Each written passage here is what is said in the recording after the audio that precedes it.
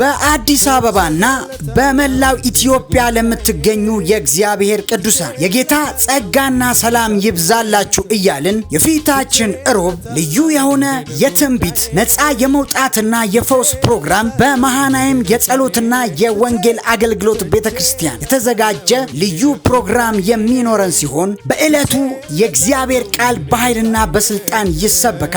በትንቢታዊ አገልግሎት የሰዎች እንቆቅልሽ ይፈታል።